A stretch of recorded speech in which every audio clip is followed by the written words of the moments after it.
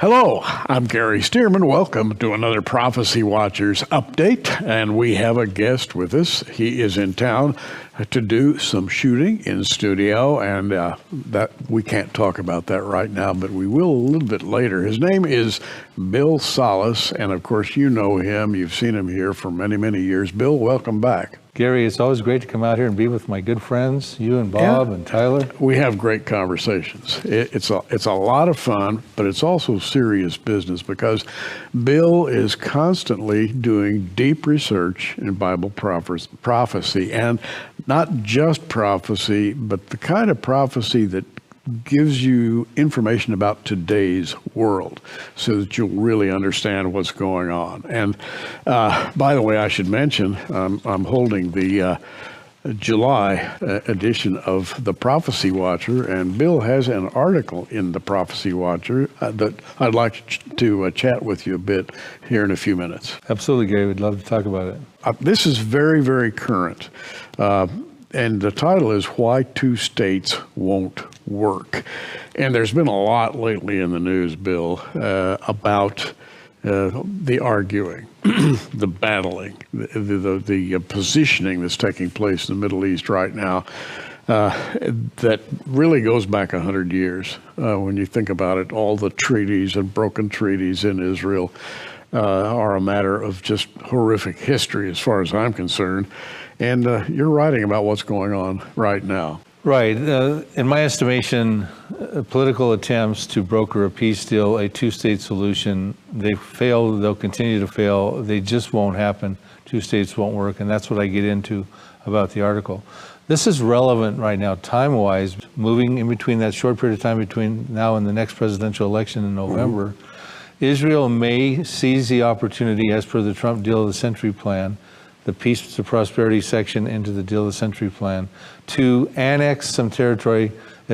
Trump has talked about that in his plan. They might actually take up to 30% of the West Bank. The West Bank is divided, as per Oslo II in 1995, into three sections: Area C, B, and A. Area C is about 61% of the landmass that is controlled by the Jews. Area B is about 21%. It's got Palestinians have control over the health and the education and stuff, but Israel has control over the security. Then Area A, there's Palestinians there, and that's about 18%. Israel is willing to go ahead and just take 30%. That would leave 70% at some point to the Palestinians to deal with for a Palestinian state. They're not even coming to the negotiating table, but Israel may act unilaterally and annex some territory. And now Israel may do that. As we sit here right now, Benjamin Netanyahu and his other co-prime minister, Benny Gantz, they've decided, and they formed their coalition together to stave off a fourth election with a key glue of putting their coalition together of annexing territory. Now, of course, the world is against this. The Arabs are against it. Boris, the Prime Minister of England, Boris Johnson, came out recently and said you could breach international law. The United Nations is against it. Pretty much everyone is against it, so on and so forth. Jordan's King Abdullah said this could cause a massive conflict. The foreign minister of Jordan said this could be a long and violent conflict. This is what you're going to get. This is why you can't have a two-state solution.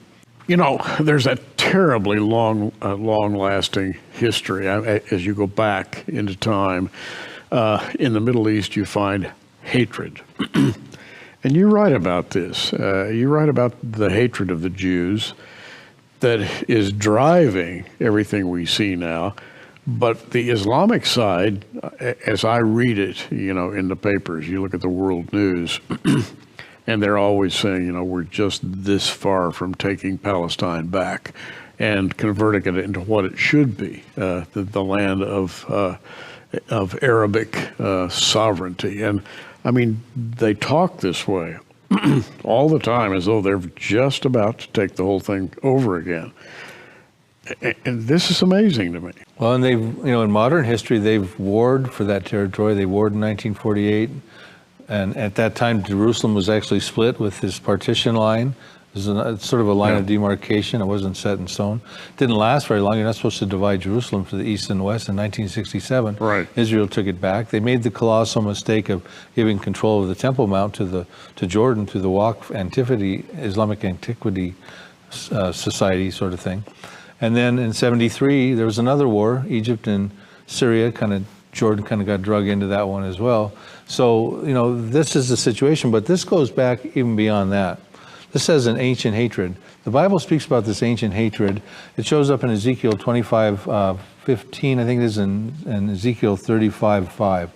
The Hebrew words are olam ibah, translated ancient hatred, can be perpetual enmity in some translations. And what that is, Gary, it's a condition of hatred that stems back long ago in ancient times that became more violent when time went on, and it burgeoned into an enmity that will not end. It's cancerous. It has to be surgically removed and not politically brokered. It's got to be militarily taken out. And that's why you have prophecies all over the place dealing with the Israeli Defense Forces warring against the Arabs. You find that, and I can quote some in just a minute. Isaiah, Jeremiah, Ezekiel, you've written so much about prophecy coming from those three prophets about latter-day Israel.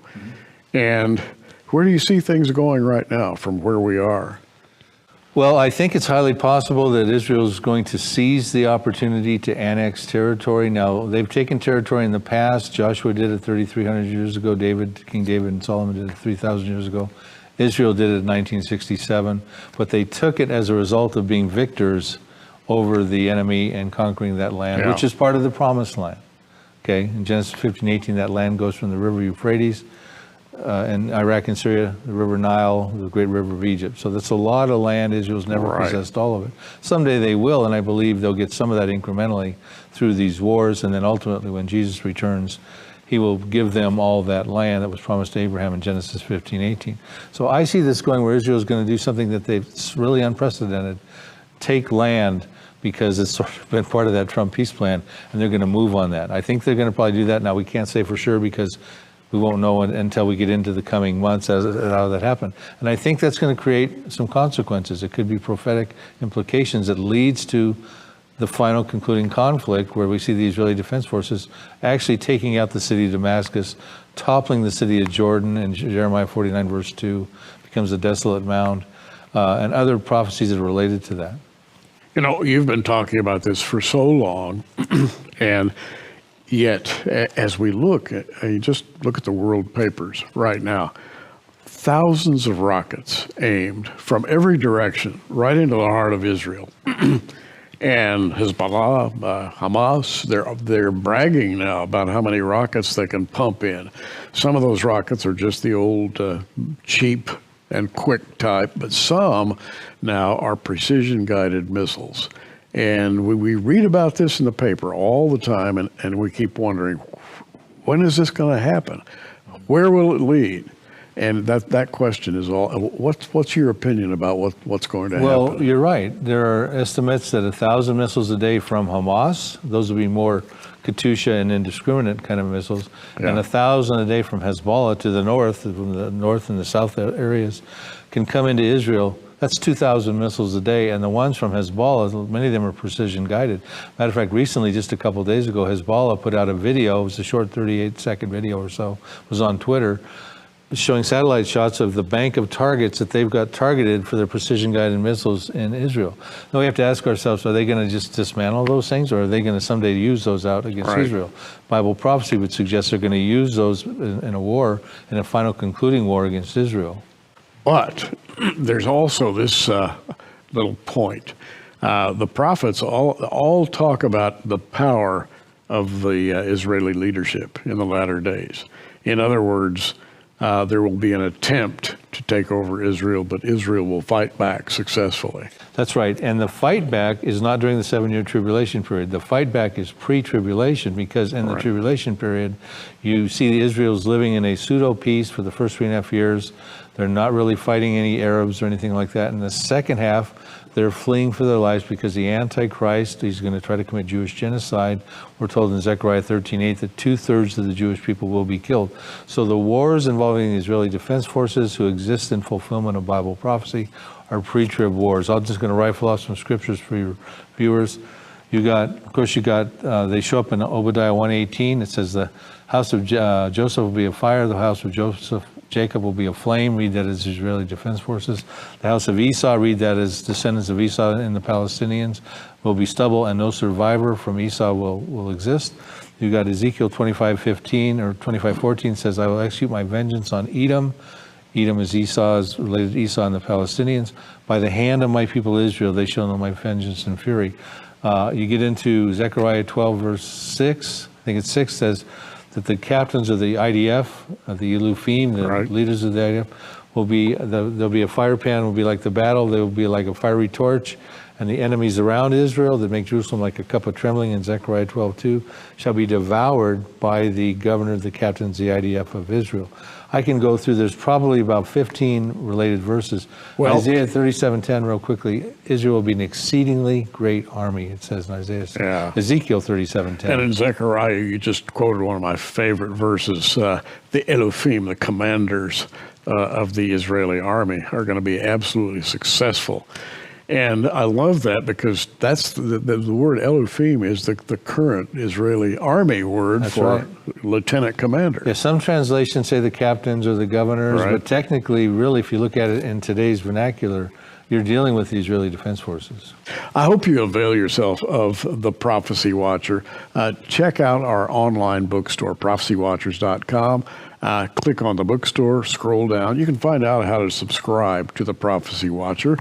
And every month we have articles by myself and many others. Bill often contributes to the magazine, and Bill always comes up with some little details that everybody else misses. That's what I like.